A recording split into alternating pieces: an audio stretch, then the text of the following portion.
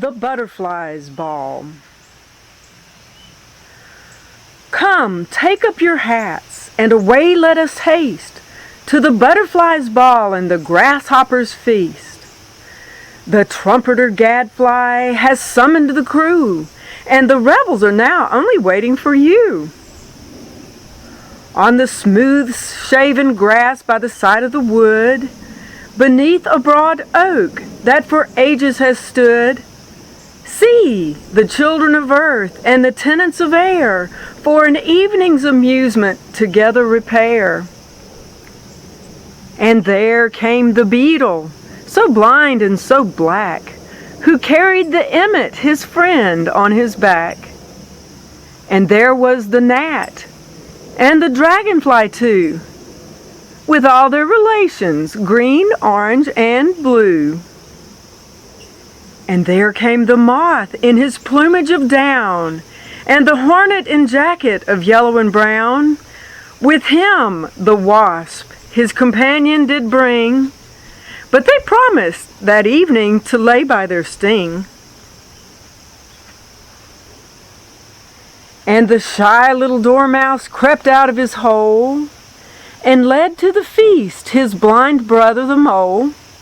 And the snail, with his horns peeping out of his shell, came from a great distance, the length of an ell. A mushroom their table, and on it was laid a waterdock leaf, which a tablecloth made. The viands were various to each of their taste, and the bee brought his honey to crown the repast.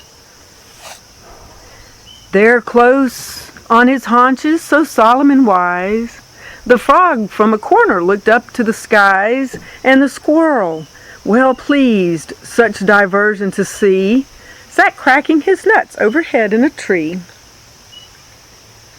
Then out came the spider, with fingers so fine, to show his dexterity on the tight line.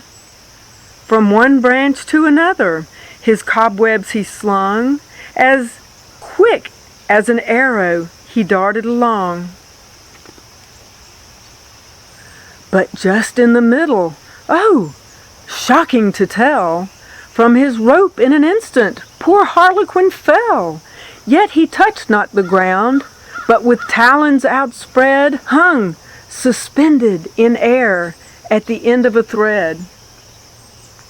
Then the grasshopper came with a jerk and a spring. Very long was his leg, though but short was his wing. He took but 3 leaps and was soon out of sight, then chirped his own praises the rest of the night. With steps so majestic the snail did advance, and promised the gazers a minuet to dance. But they all laughed so loud that he pulled in his head and went in his own little chamber to bed.